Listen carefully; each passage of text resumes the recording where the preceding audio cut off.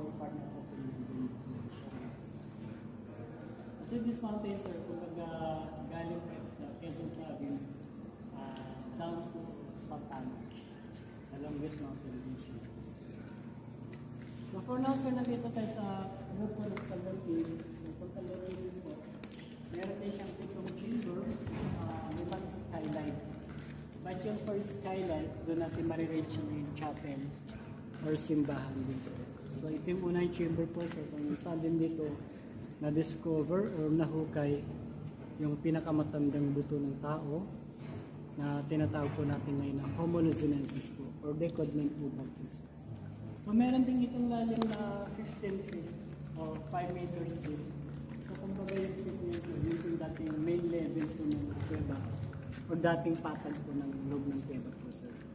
Kaso lang yung butong nahukay dito po is nakadisplay na po ngayon sa may National